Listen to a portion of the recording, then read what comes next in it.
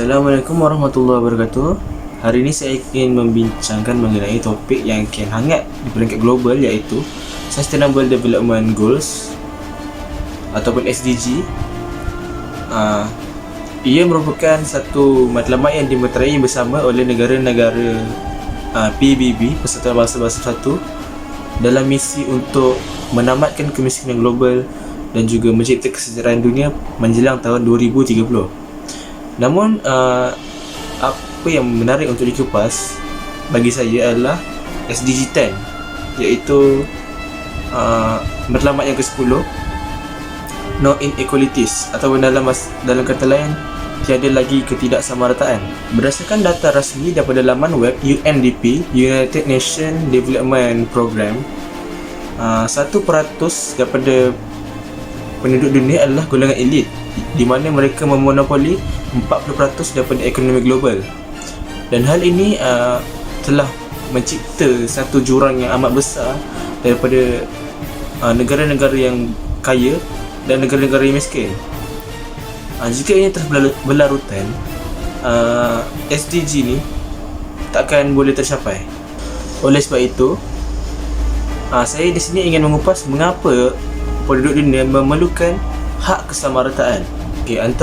Antara sebab mengapa rakyat di seluruh dunia perlu menuntut hak kesamarataan ini adalah kerana tahap kesihatan di seluruh dunia kini kian meruncing. Hal ini termasuklah dari segi infrastruktur dan perkhidmatan dari segi perubatan di negara-negara yang miskin, kerana mereka tidak mendapat dana yang cukup.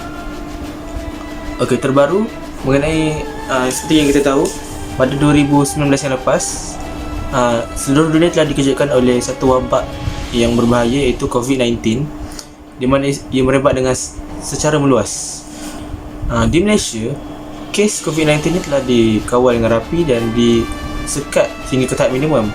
Namun di negara-negara lain, seperti contohnya negara-negara miskin, mereka sangat sukar untuk menghadapi situasi seperti ini kerana seperti contoh, mereka tidak dibekalkan oleh infrastruktur yang sesuai dan juga tiada kemudahan perubatan yang mencukupi untuk penduduk mereka. Hal bertambah lebih teruk lagi apabila negara-negara seperti ini tiada halangan daripada kemasukan oleh pelancong asing.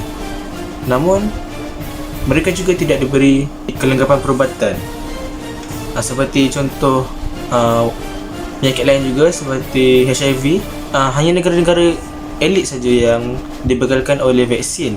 Namun di negara-negara yang sering ditindas ini, mereka tidak dibekalkan, dan secara tidak langsung kadar kematian di peringkat global semakin bertambah.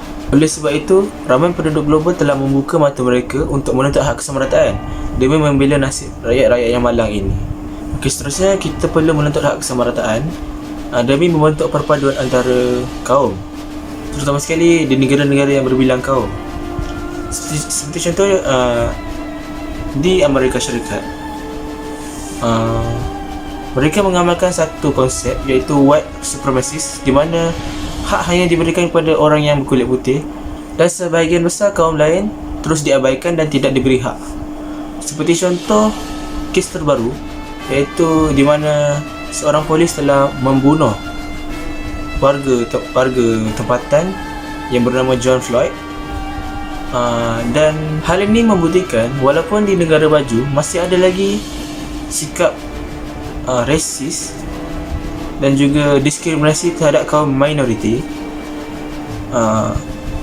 Untuk membentuk kesejahteraan sejagat, rakyat kita perlulah menuntut hak kesamarataan daripada pihak atasan, di mana pihak UN sendiri sedang mencuba untuk merealisasikan SDG ini.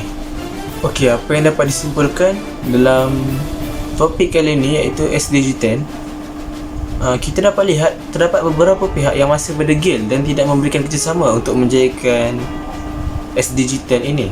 Hal ini tidak boleh dibiarkan terus berlaku, kerana demi mencapai kesejahteraan global menjelang 2030, pihak UN telah menyatakan bahawa semua pihak perlulah bersama antara satu sama lain, kerana tindakan yang diambil bakal menjejaskan ataupun hanya menguntungkan sesetengah pihak saja. Itu saja daripada saya, Muhammad Rizal bin Mahnin. Sekian, terima kasih.